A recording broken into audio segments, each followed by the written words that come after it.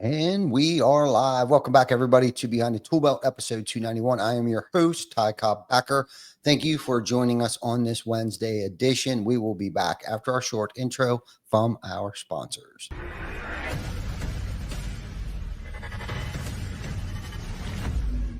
TC Packer. Roofing, siding, windows, gutter, solar. Roofing, siding, windows, gutter, solar. TC Packer.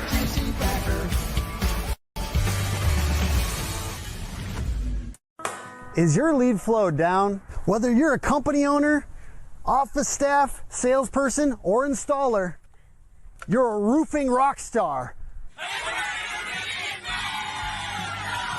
We help you get more leads with custom SEO, Google Ads, and a pro website.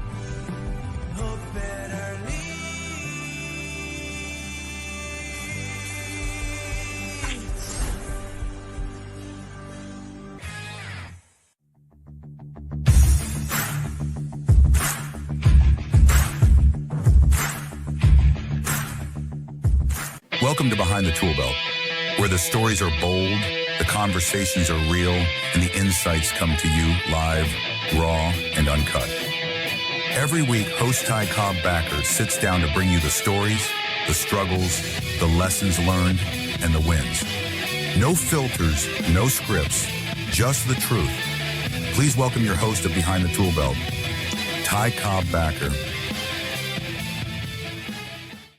All right, let's go. Welcome back, everybody, to episode 291 Behind the ToolBelt. Today, we are diving deep with somebody who's making serious waves in the roofing world. Our guest, Elijah Muhm. Did I say that right? You did. Muhm. Okay, good. I didn't want to sound like a complete idiot. So, anyhow, owner of Romans Roofing, a company built on grit, excellence, and a mission-driven mindset. But Elijah is not just swinging hammers. You thought I was going to say something else, didn't you? Yeah. Swinging hammers and building roofs. He's also behind a mic with, I'm sorry, I just totally had a brain fart there because I was thinking about swinging something. But as the host of the Roof Trollz podcast, where he dishes out raw, unfiltered insight on the state of the trades, the roofing industry, and everything in between. Today, we're going to talk about entrepreneurship, building a brand that actually means something, calling out the BS in the industry, and how Elijah is bringing leadership and authenticity back to the roofing game. So let's dig into this, man. Elijah, how you doing, buddy? Doing great, man. Super great. I'm actually a fanboy of this podcast as well, so I'm very excited to be a part of it. Man, thank you so much for coming on, man, and being so enthusiastic about coming on. And thank you. You're doing good stuff over there, too. Being a fellow podcaster, we had a little brief conversation before we turned the camera on here, and just talking about how it can become a full-time job along with being a parent and a full-time job in the roofing space and all that good stuff. So I know firsthand experience that what you're going through is not easy until you are actually behind the microphone, running and operating a roofing business, a sales team, and trying to be a good parent, man. It's a lot. It really is a lot. Yeah, 100%. So the podcast is like a full-time thing too. So there's a lot of people that will jump in and start one, and then that's why so many of them fizzle out, because I don't think that people understand the amount of hours that go into that. So you gotta find guests, you gotta vet them to make sure that they would be of quality, and then putting out something that's sustainable, that you can continue to talk about, that people are interested in, while grasping their attention, all while still being a father, still running a roofing company, still being involved in sales of that roofing company, and managing all those employees. So yeah, it's a full-time gig for sure. No doubt, dude. I got mad respect for you, man. I totally get it. I totally get it. So why don't we talk about, start out with the growth and operations of Romans Roofing? What separates, or let's go to the beginning.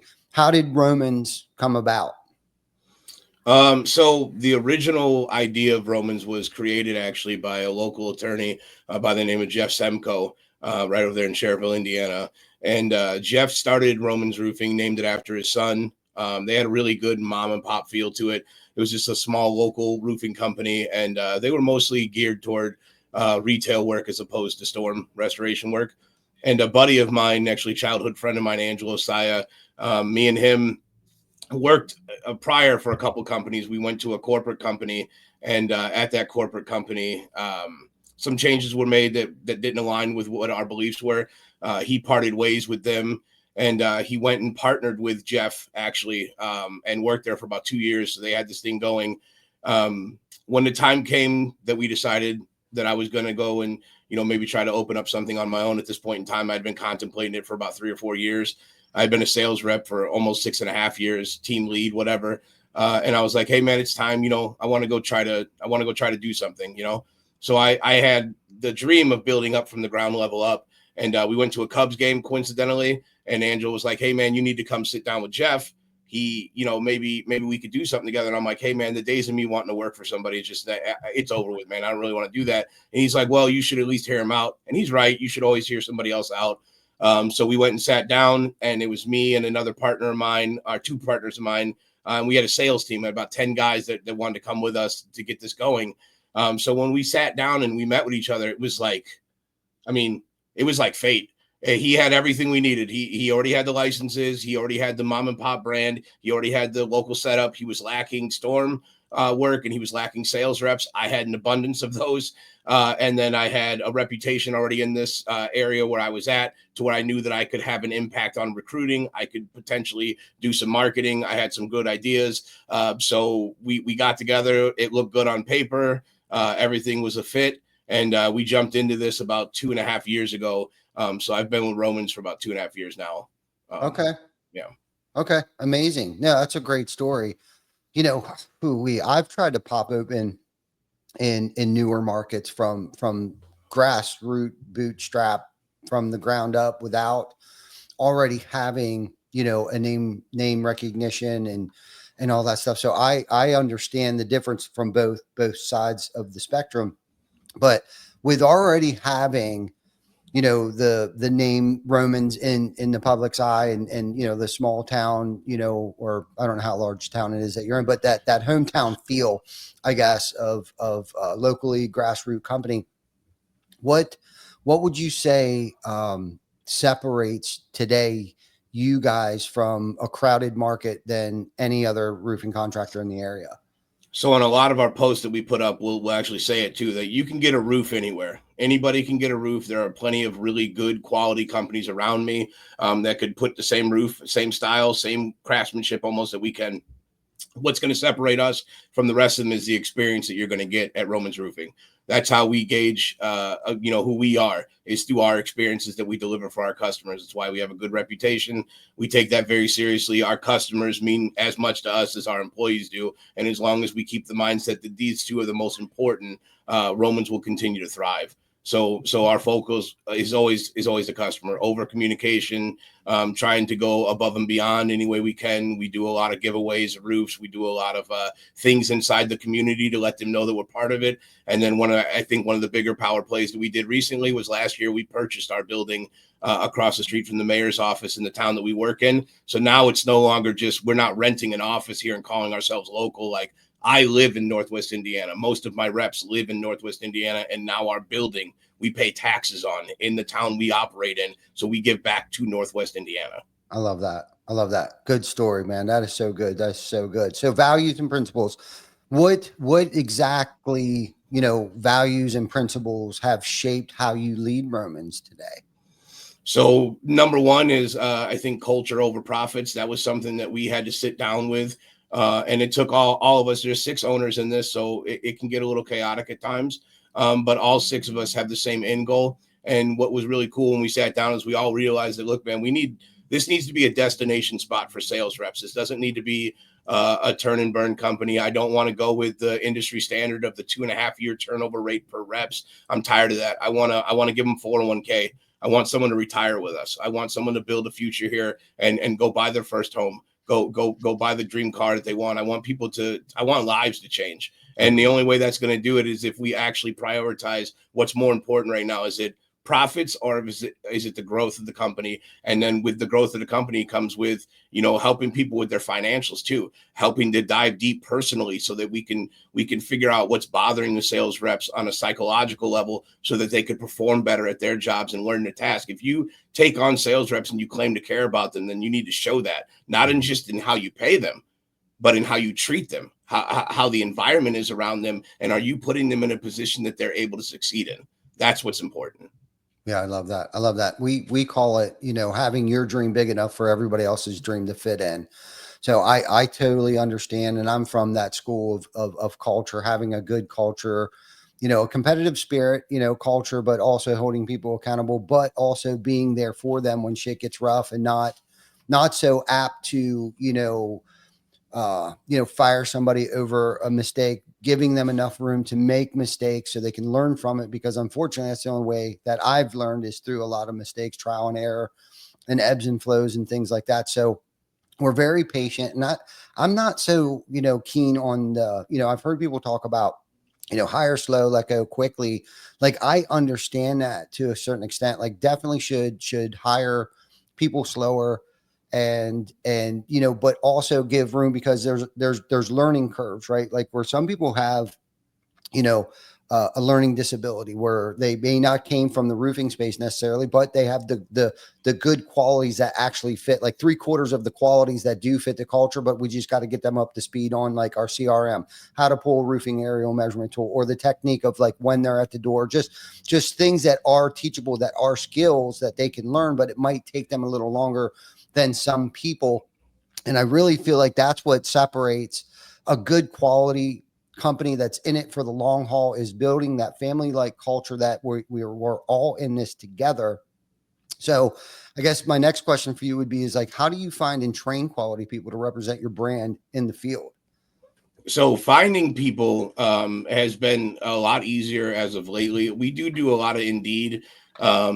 But at one point in time, we had a fully staffed squad here. And like you said, due to a magnitude of reasons, you lose some people along the way. That's just the way business is. Even if you give them multiple opportunities, some people will grow so big financially, or are in a position, they'll have a hot few months, and you know how that goes. Now they're ready to be an owner and they know everything about the industry. So you're going to lose people on the way. What we do is we do a lot of recruiting. We do a lot of videos. Our videos tend to draw attention locally, because a lot of companies aren't doing what we're doing online. So we'll get people that'll reach out to us. Word of mouth is everything. It's developing your reputation in the community. So people will apply here randomly throughout the year. We'll get a lot of those. And then I got a large sales team. So those guys will, word of mouth gets out, people start seeing the success that they're having. And then you got other people that want to go with us too at that point. But once you get them in here, that's really what matters, because anybody can learn how to sell, but we want them to do it the Romans way. And we hold ourselves to a higher standard as far as education goes and training. So you're going to have to learn how to do things. And then that's really where when you get them in here, it's so crucial that first 2 weeks that they're in here, because you need them to see everything, and you don't have much time to do it, because you got to see how they're going to react to all of it. So what we're doing now is sending them out in the field with different people, so they can see different aspects. Maybe it's an ITEL pool one day, maybe it's an adjustment, maybe a signing, maybe it's just door knocking, whatever the case may be. But they need to see all the stuff that they're going to be doing, and then working with them in the classroom equal amount of time too, so they understand that, to me, real sales reps, your performance it matters on the back end, not the front end. It's very easy to convince somebody that you can get the roof covered through the insurance company. It's a lot harder to maintain them with 60 or 70 more clients, and make sure that your communication is being done thoroughly. Are you texting them appropriately? Are you make sure they're updated throughout the process? Are your notes clean? Your paperwork signed the correct way? Anything you do the back end inevitably is going to stretch out this claim a lot longer for the homeowners. Or even if you're doing retail, if you're not communicating thoroughly, you're going to lose that job. So we really try to drive home how important the back end is, as opposed to the front end. I'm going to teach you how to sell, but that's not what makes a sales rep. What makes a sales rep is how happy that customer is when you're done with them. Yeah, for sure. And that has a lot to do with how happy the sales rep is too, because that energy is radiant. It'll radiate, and homeowners can pick up on stuff whether it's incompetency, whether it's negligence, whether they're being conned. People do business with people they know, like, and they trust. And a lot of times most of the time it actually starts with the quality of the human being that you're bringing into your organization, right? And it really comes down to, and that's what I mean by like culture, right? They may not have came from the roofing space when we brought them in here, but they are a good, genuine human being that is very teachable and very coachable, and will do anything for you. In turn, will do anything for the homeowner too, because at the end of the day, that's what we're doing. We're serving homeowners, right? And the bonus is we're actually getting paid to serve people, right? So that's like the tip. Like if I was a waiter and if I did a good job, I'll get a big tip at the end of the shift. You know what I mean? And that's kind of like our paycheck at the end of the week is like, we're getting paid to serve other people. And if you can get everybody like-mindedly in an organization rowing in the same direction with that same type of mentality, at least from my experience, you're going to freaking crush it. And have, not saying that every day's, tiptoeing through the freaking tulips, because don't get me wrong, it is trudging the road to a happy fucking destiny. But having said all that, what would you say to this point now would have been, or what is your biggest challenge in scaling your business, and how have you overcome it?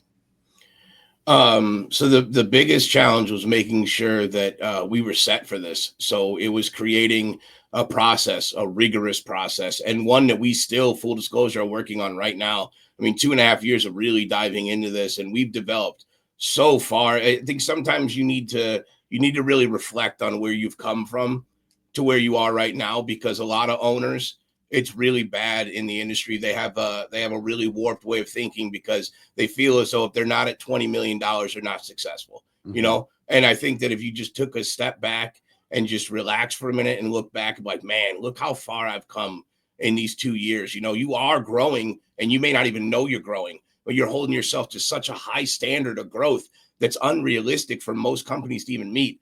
I sat down, I did a podcast with Tony Flatham, for over at Build Strong in Minnesota. And Tony's awesome guy. If you don't know him, I'm sure you do though. But Tony told me, he said, he broke it down in plateaus, and he was like, it's like 7 million, 10 million, 12 million, 15, 20. I've been chasing 15 for the last 5 years.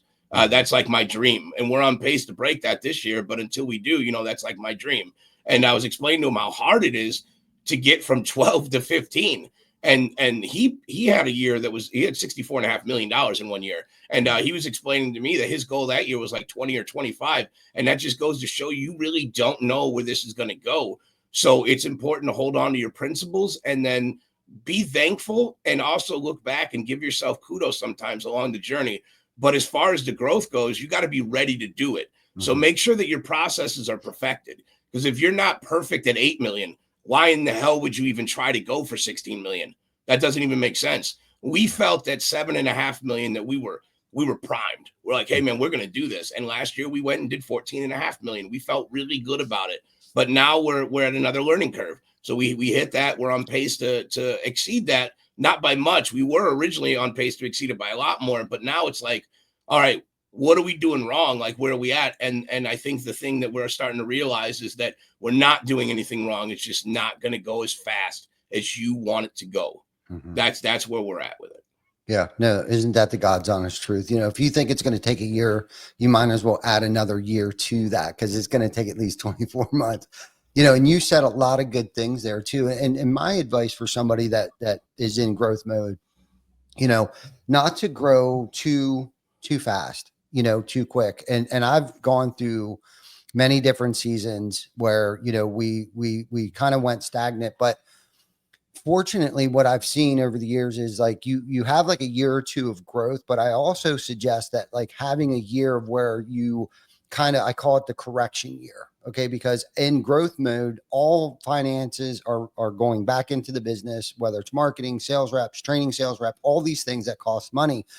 So about every 3 or 4 years, we've had like a correction year where we've stayed at revenue, but we focus more on the net, on the bottom line, raising the bottom line at that same revenue we had did previously the past 24 months.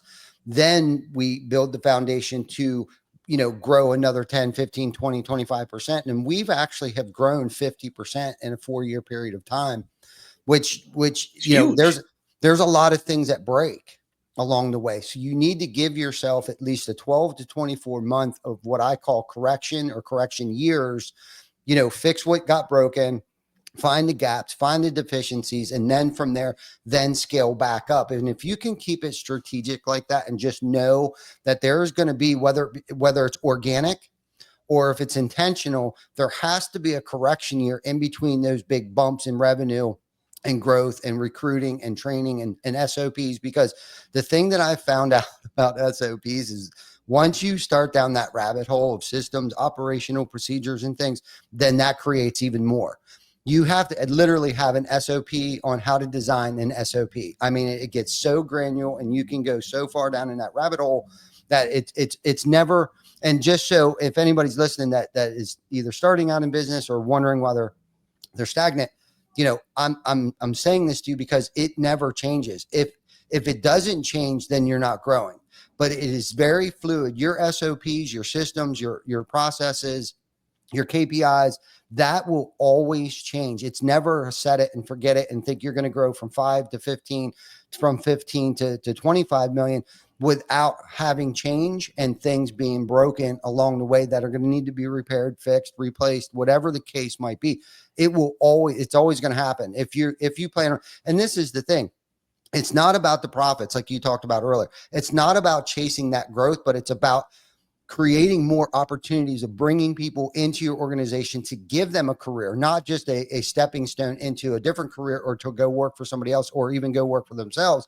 If they're happy enough and if they're getting by, half of it's not even what they're making. It's the atmosphere in which they're working in is what keeps people around, and the purpose and giving them a purpose, a sense of purpose, and empowering them to solidify that purpose with you, whether it's company, culture, community involvement, doing food drives, food runs, raising money for the less fortunate, putting a new roof on somebody that couldn't afford a new roof, getting the whole entire company out there who's never held a frickin' tear off shovel up on the roof, tearing. That's what camaraderie, true fellowship and camaraderie and culture is built on a mission of impact, not just those of us within the organization, but in our local communities. And people are attracted to that shit. It's giving me effing goosebumps right now. It's real. It's real. So that's what we try to do is you hit it right on the head. We want our culture, our people, and our community to be part of a broader picture so they can see that we're in this together. When people feel like they're connected to your journey, they invest in it. They want to be part of it. They want to give you money. They want you to do their bills because they feel like they know you're chasing toward a greater, bigger goal. And now they get to be a part of that goal. So they get a sense of accomplishment on their end too for attributing to that. And then as long as you continue to give back to that community, you're never, ever going to be hurting. It's just never going to happen because they're going to support you. And that's what you want them to do. And that's what you need to do. You need to support those around you as well. Absolutely. It attracts so many good, positive momentum. It's ridiculous. And then your network starts to grow. Other companies want to be a part of it too. So then, you were mentioning, then they're feeding you leads. And then the people that work for them are using your services. It's like this ripple effect of everybody wants to be a part of it and associated with it to a certain extent. And you're just attracting good people and doing quality work for quality people who are referring you to other quality leads and networks. And it's our network has become our net worth, literally. Yep. Just because of trying to do the next right thing, even when it hurts and even when it costs us money, and especially when nobody's watching. And eventually somebody does watch, somebody is watching, whether you know it or not, even when you think somebody isn't, and you continuously do the next right thing, suit up, show up, and just put forth your best effort, especially when you don't want to, or you can't, and you don't have to give, run it until that freaking gas tank is empty and somebody is going to pick you up along the way. And I'm living proof of that. I mean, over the years, man, I thought, how are we going to get out of this? And there was that phone call, or here was this person that showed up. It just seems like by continuously doing the next right thing for your fellow man, your community, your organization, good and great things. Just I can't explain it. Even when I think it's the worst thing that's ever happened to me, it usually turns out to be the best thing that's ever happened for me. Yeah, and share them too. Share the losses. That's where you get the followers, and that's where you get the community behind you. The network is going to be there. You're a strong, good company, quality work. Your network is going to be there as long as you don't, shit on other contractors and stuff. They're going to support you. The thing is, though, is you need followers too. You need the community to stand by you, and how they stand by you is by you owning your mistakes. You need to make them public and let them know we are all human beings in this, but I'm doing the best that I can to ensure that you have the best experience possible. And if you can deliver on that every single time, you're good. Yeah, no, I agree, man. I agree.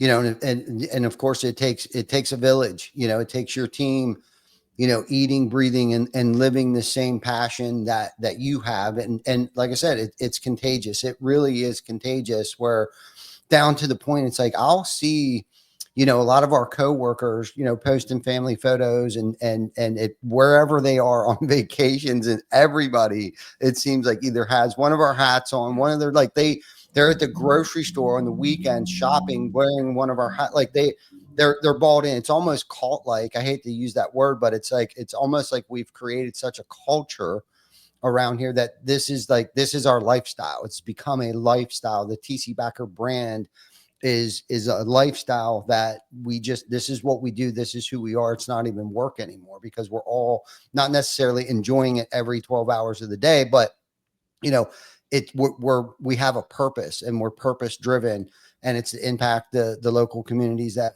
in which we live in. And it is a beautiful thing. And, and I'm glad we're talking about this, because sometimes, I'll be honest with you, I forget the why behind what it is that we're doing. And I haven't had this good of a conversation with somebody about our why, our mission, our core values, and why we suit up and show up every single day. So thank you for bringing this up about, culture and the people and all that good stuff. So you have to have a why too. So you have to have it. Isn't that the truth? So anyhow, let's talk about the Roof Trollz. Actually, Brian had a question. Somebody had a question in the comments over here. What is this here?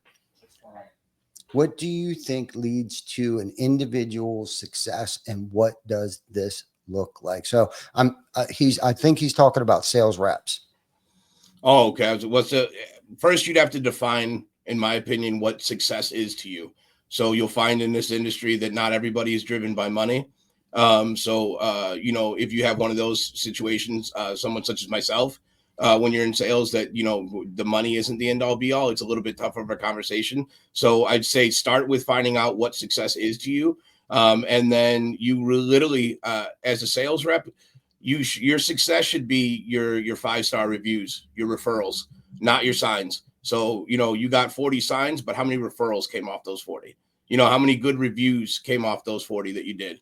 How many conversations are you having every day if you're chasing, numbers? I always tell reps, don't chase doors, chase conversations, try to talk to people. That's what's going to equate to signs anyway. That's what our job is the gift of gab. We're taught and trained to manipulate conversations, to find out what's bothering people so that we can, gauge on that and work it from there. So that's your job, so you want to hone in on your craft, take the time to work on that away from just the company. Don't rely on the company to educate you on where you need to be at. You need to take that further than the company, because the company can only teach you what it knows. But there's so many other companies out there doing so much more money than the company you work at. So you need to start picking brains from people, attend events, do that. Oh, I'm sorry. My whole screen just went black. You need to attend events. You need to make sure that you are focusing on your craft and honing in on your job to do the best that you possibly can. Success to me is defined by, are you happy every day?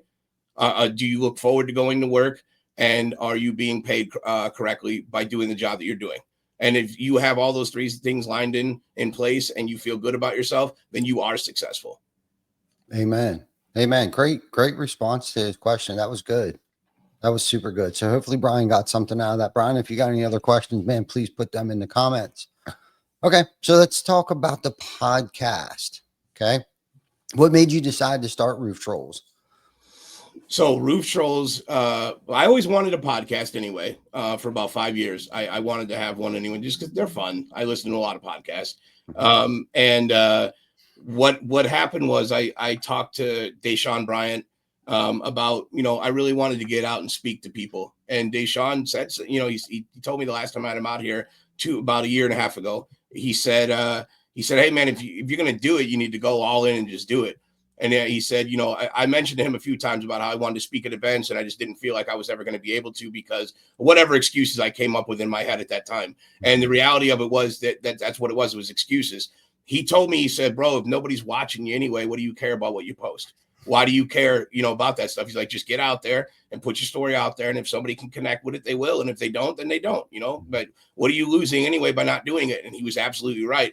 So we got with our owners and like, hey, why don't we create a platform for ourselves and for other people that don't have the notoriety that they should, that are doing amazing things in the industry, and let's have some fun with it. But then I was like, but I want a twist to it. I did Trolls because I wanted it to be open. I wanted people to, if they had grievances to air out, feel comfortable to do it. Obviously, viewers love that. Also, I want to talk about stuff outside of roofing. It's not all just roofing because no one cares in the public eye about roofing. You know what I'm saying? I've been doing roofing for 10 years and I still don't. Most of my conversations aren't roofing, So I was like, all right, let's appease to both parties. And what was really cool was when we first started it, we had a strong network in the industry anyway, and people were really receptive to it. So then local people wanted to start being part of it. And then I just feel like it gets better as it goes along. And all the hosts, Angela will be on there with me, or Mike or Malice. And we've just been learning how to chop it up and really feed off each other. And we know what type of guests we're looking for and stuff. So we're just having a lot of fun on that podcast, man. So now it's just become about it, just having a good time. And kind of like when we have our guests on there, we get them to drop their guards a little bit and open up to who they really are. Like Deshaun was freestyling on there. We've had, bottles of whiskey done on there. We've opened Pokemon on there. It's the Roof Trollz, man. It's just about having a good time and bringing fun back into the roofing industry. I love it. I love it, man. What has been your favorite part of it? It's going to sound cliche, but truthfully, it's learning about people. It really is, because we have been blown away by some people. So gosh, I don't even know where to begin. We went to Minnesota and, Reed Asher, is, the sales manager for Build Strong. Never even knew the guy, never had a conversation with him. And, this is a day, by the way, we shot it at Tim Brown's office at Hook, and we shot it with big people, Tiffany and Dan Walrack, Tony Flatham, Ty Adams. We had Aaron Bethke. We had a whole bunch of people on there. And, I was blown away by, Reed. I never connected with somebody on that level before and saw somebody who was that compassionate about what they're doing. So that was one that really stuck out. And then we just had Selah Brooks is a local entrepreneur who reached out to me, and I brought him on for marketing, and that guy's a genius. Just simply put, give him 5 years and watch what happens with him. Like, just a genius. And just hearing other people's stories and entrepreneurship. And John Scenic is another one. I didn't know much about John. I love John, by the way, but I didn't know much about him. Dude, that guy is hilarious. And he has such a cool, side to him that unfortunately, and I hope he opens up even more to the camera, that people don't get to see with him. And I really enjoyed our conversation. I mean, we went 2.5 hours on that podcast. I really enjoyed my time with him. And then there's so many amazing people, like Goldstein, who I know you guys know really well. He's another one, man. I hope that he turns that camera on and really puts his face out there, because that guy is so caring and genuinely is about helping people. Reggie Brock's another one, Jay Bradley. The roofing industry is such a beautiful community. And as we start getting guests on the podcast now, it's just like, man, you realize how cool everybody really is, and how many good-hearted people there are. The roofing industry is in good hands right now. That's why it's so important to talk to the youth and try to move them up and get them to understand it, because there's so many good souls right now. We need to keep that momentum going. Yeah, no, I love that. And I would say that's probably one of my favorite things too, is how we were able to connect with people that, we probably wouldn't have met any other way outside of the podcast.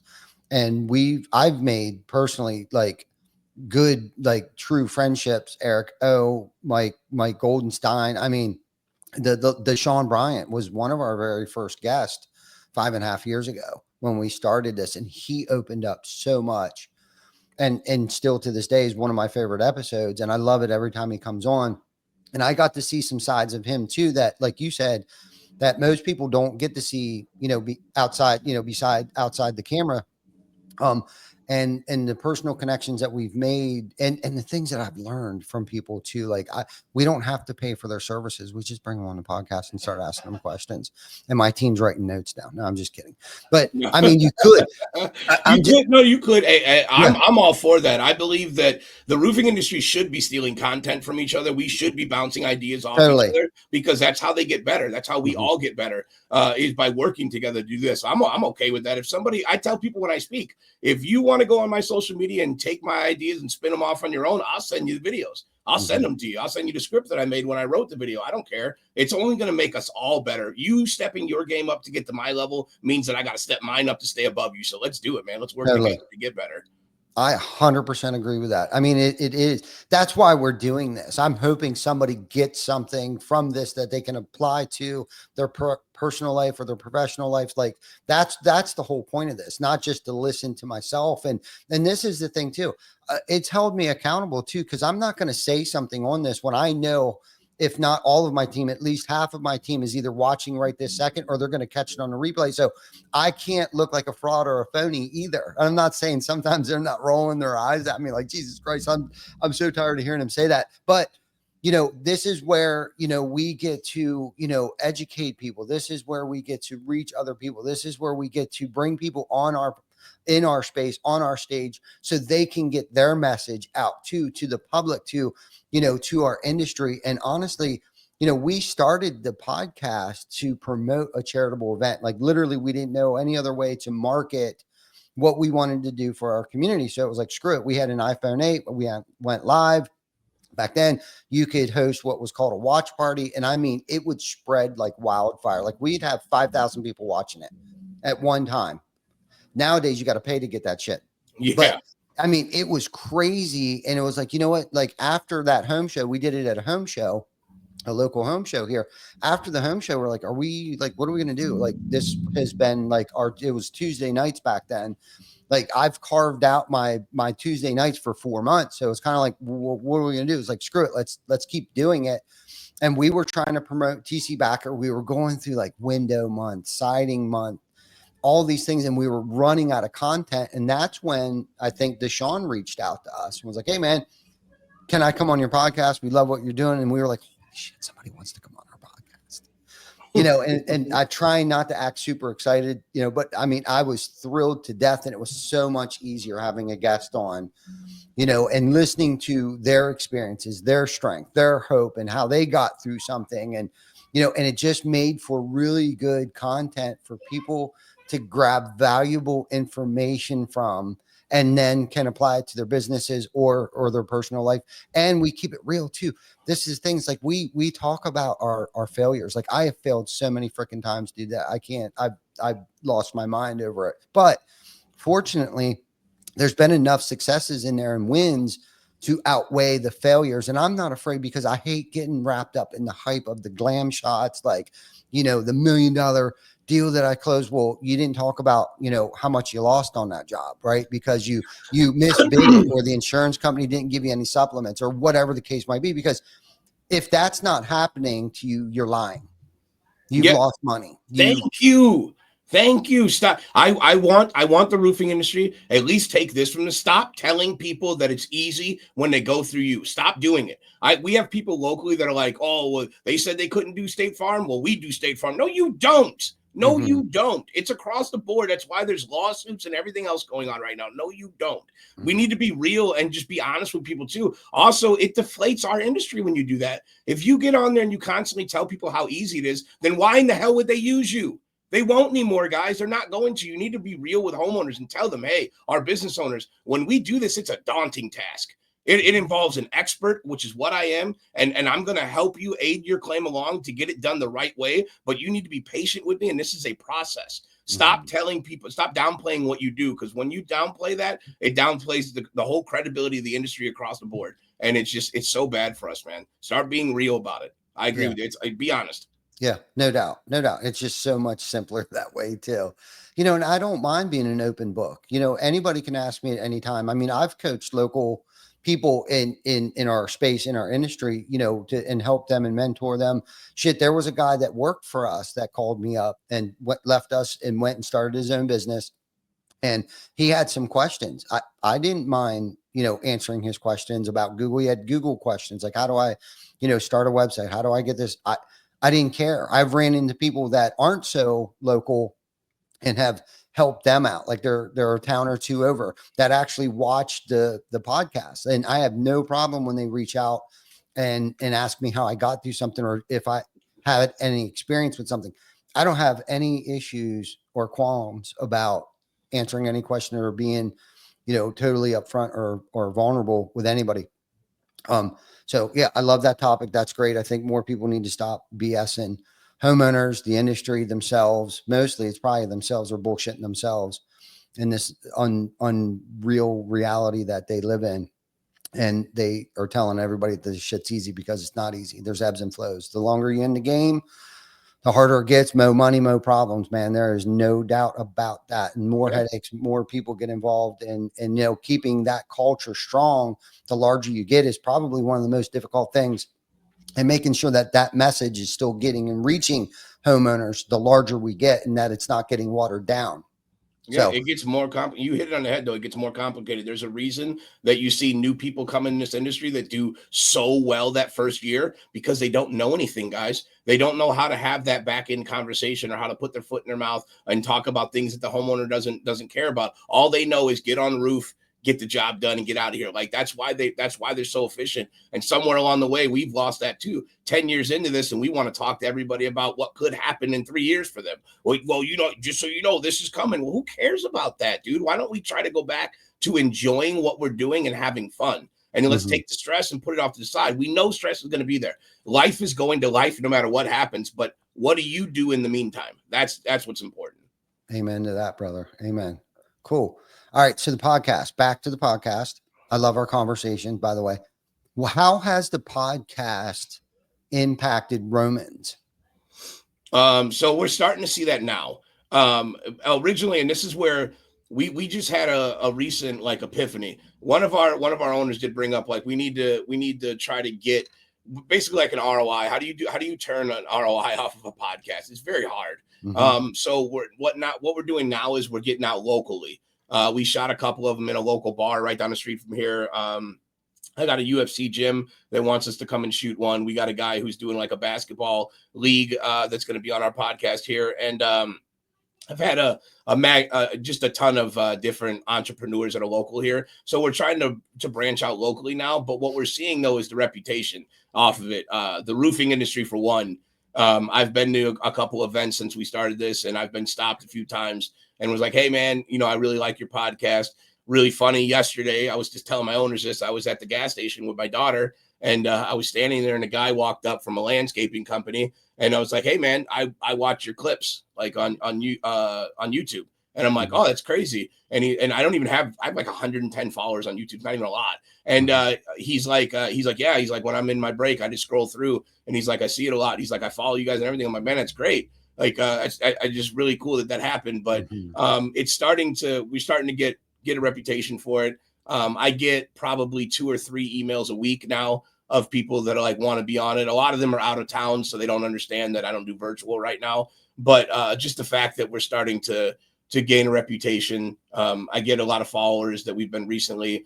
People scroll through and watch the videos and stuff. And right now it's the beginning stages, man. It's only been 11 months for us. So we're just going to try to keep consistently putting out episodes every Monday, and really just driving home the podcast, promoting it, putting the episodes out there, making them easily accessible. And then we don't really turn down guests, you know, unless you really just aren't it, you know, and there's a couple people that just aren't it for the camera.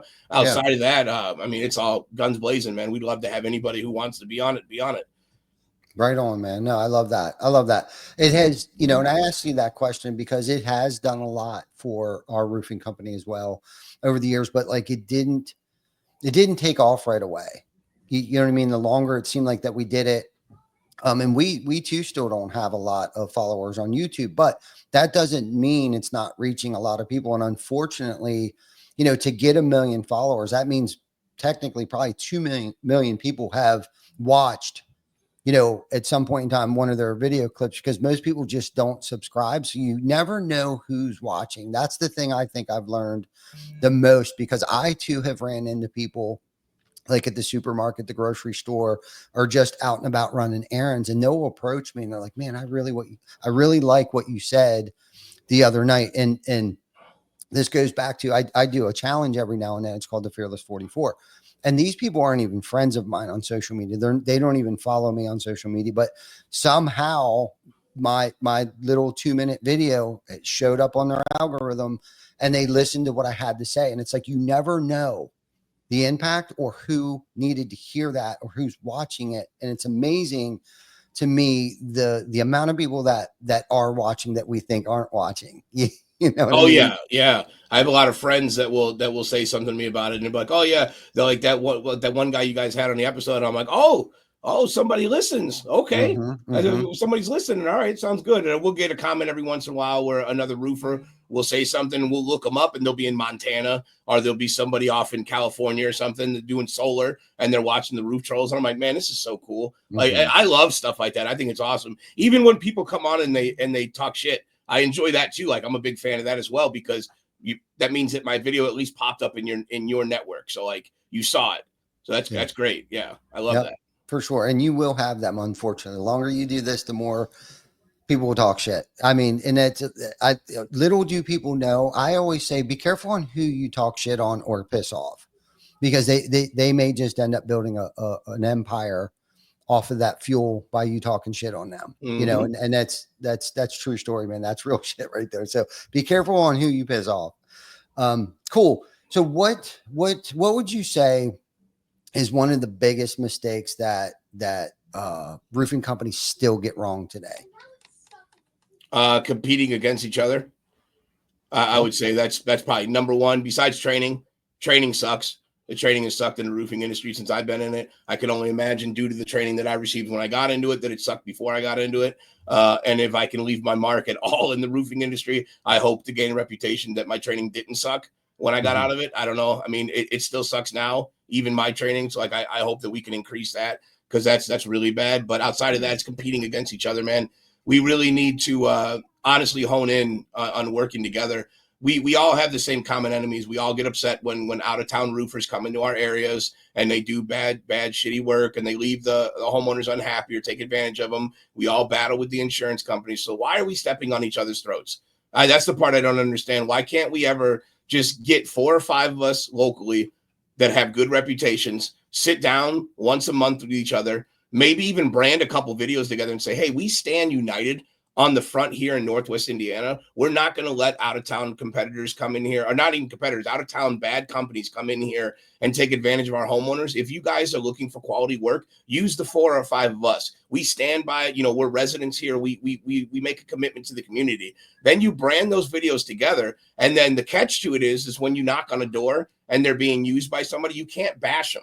You got to say, hey, that's a great company to use. I'm glad you're being taken care of. Is there anybody else in your network that could benefit from my services? That's the approach that we take. And in doing that, you all will watch your revenue go massively higher than what it has been, because you're putting a stranglehold on your market, which means that you're literally eliminating all your competitors. And even though the company that you were competing does $20 million, if they go to 25 million, but you go from 10 to 15, then did you lose in that situation? No. So who cares if they get better? That's great. Why don't you pick their brain over the course of the next 2 years while you guys are partners, and find out what's working for them in the industry that you work in your market? Why are they at the success level that they are and you're not? Why don't you work together and team up to do that? I'm not saying share bread. You guys can still compete against each other the right way, but that's the thing. Do it the right way. But once you can take the market and limit it to 3 or 4 companies, and you guys do events together and you brand together and you contribute to the community together, instead of 1 roof giveaway, you're doing 4 roof giveaways. Instead of 1 booth at a fair, you got 4 of them at the fair, and you're giving away a ton of free stuff to the people. Like, that's what we need to be doing. We need to start thinking of each other as allies as opposed to opponents. And once that happens, the customers are going to have the best experience possible, because we're working together to clean the image of door-to-door sales. Because right now, we're getting compared to used car salesmen, and it's a direct result of the way that we act and the actions that we do on a day in and day out basis, stepping on throats, mentioning other companies in meetings, rewarding. There's a company locally here, reward sales reps for flipping contracts. That's the most insane thing I've ever heard in my life, because all you're doing is reiterating to that homeowner what a piece of shit you are. That's literally all you did. They already thought you were a scumbag, and now they know for sure that all you cared about was that commission. That's all you had on your mind. If you want the homeowner to be helped, then you should want them to be helped. It's not their fault that they made it to the door before you did. If you cared, you'd have been out at 7 o'clock in the morning banging doors down, so you could assure that that went to you instead of to them. So be mindful of that. And the only competition we really have is ourselves. It's cliche, but it's the truth. Look in the mirror. That's who you compete against. As long as you keep that mindset, you'll be fine. Yeah, no, I agree. I 100% agree that, and you'll even see other companies talk shit about other companies on social, like on a reel, like they'll be up on a roof nitpicking somebody else's work. And this is the way that I see it. I've been in the industry long enough to know that there's good days, bad days, and you never know what that individual was going through the day that they may have like flashed that chimney. His wife could have left him. His children could have died, like whatever the case might be. So anytime that we go out on an inspection, and all of our team knows this, like we are not going to get off that roof and get down there and be like, who the hell did you have do your roof? Because he was an idiot. First and foremost, you nailed it. You look like the idiot by bashing somebody else. Nobody actually wants to do work with a snake. So you're coming in here, you're going to talk trash. Nobody wants to be a part of like that conflict or that confrontation.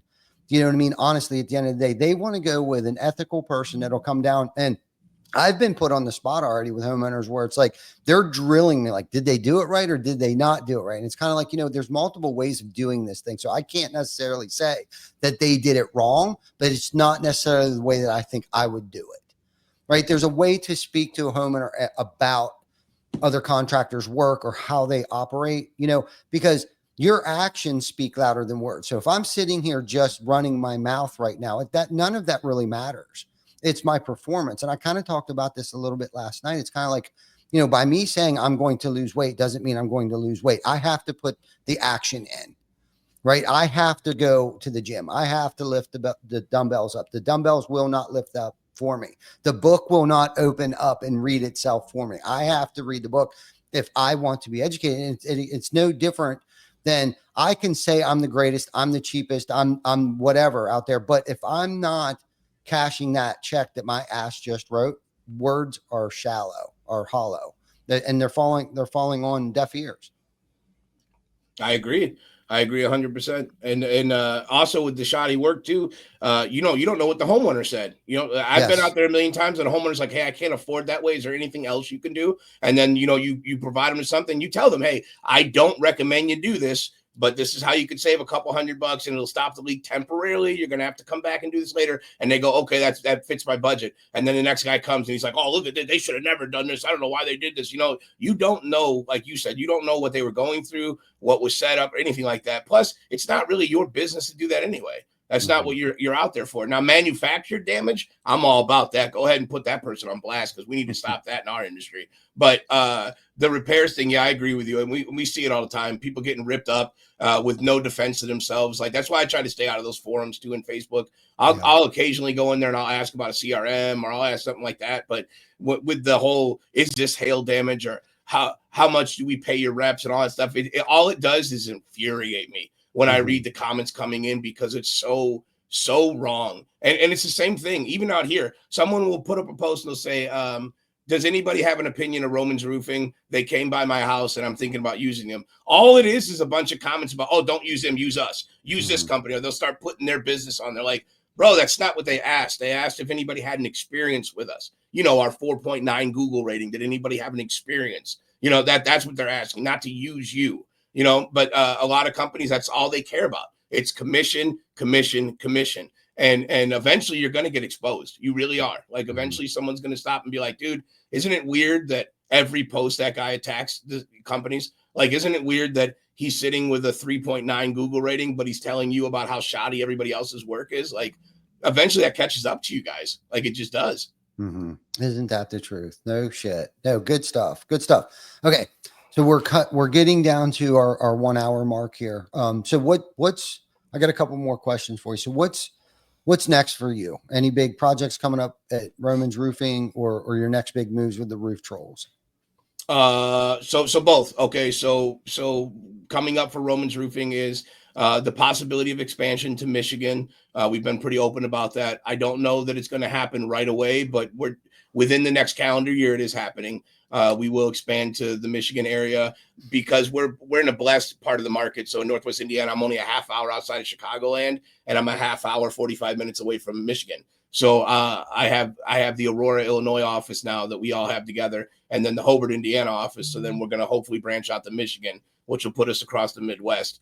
The big moves for the Roof Trollz is that we are hoping to eventually have a mascot, and then my goal is to start attending events. I'd like to set up a booth like Eric does, like you guys do. I'd like to be at IRE. I'd like to be at Door to Door Con. I'd like to be at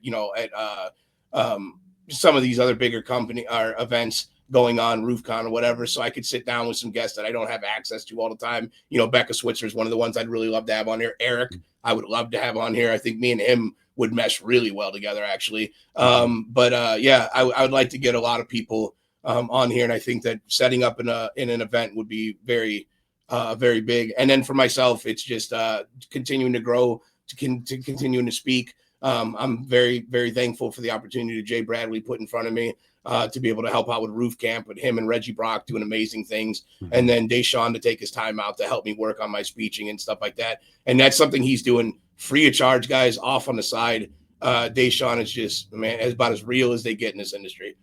So great heart on that guy. Yeah, no, I agree, man. That yeah, good stuff, man. A mascot, okay. I'm excited to see what that's going to be. Yeah, Jeff's idea actually, but I like it. Cool. No, that's good. That's good stuff, man. And good luck on. I wish you well on the expansion and stuff. I know that stuff's not easy. And I guess my only advice would be is don't lose that vision. Don't lose your why in the mix of it.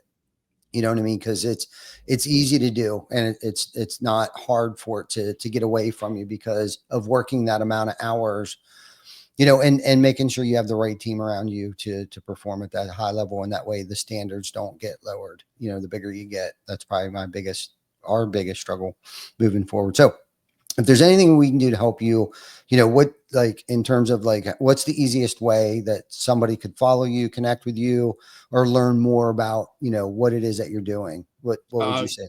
You could follow Roman's Roofing's page. It's very fun. We try to create fun content, educational content.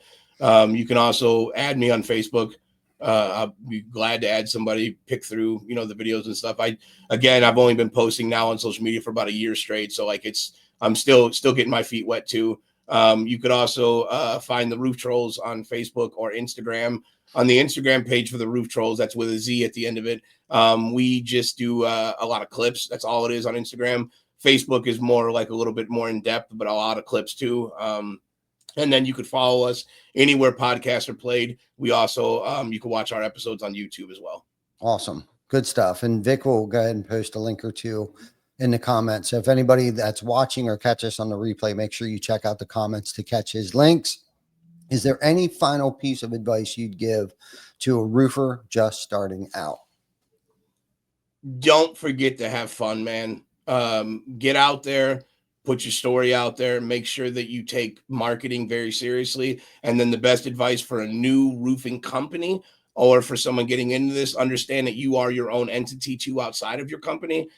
So there is a difference between marketing and branding. Marketing is what you tell people you are. Branding is what they say when you're not around. You are your brand. Whatever people say about you, that's who you are. And it's up to you to clean that image or to continue to make it as strong as what it is. Whatever way you sway on it right now, you can save it or you can continue to go down the road where it's at right now. But inevitably, that's on you 100% to do that. Amen. Way to complete that. Yeah. Always continuously work on yourself. And I agree with the marketing and the brand piece of that. So thank you for that advice. And if anybody wants to learn more or find out, or have any questions, please check us out at www.beyondthetooldbelt.com or tcbacker.com, any of those, or my personal page. And Elijah, thank you so much for coming on the show. We appreciate you carving out time. I know you're a busy dude. And if there's anything that we can do to give you a hand, you have any questions, please feel free to reach out to us. Right on, man. I appreciate it. And thank you guys for having me. I've been watching it for a while and I'm so pumped to have been on it. So thank you. Thank you so much. Till next week, we'll see you guys, and take care of yourself and stay dry or stay cool wherever you're at in the world. We'll see you next week.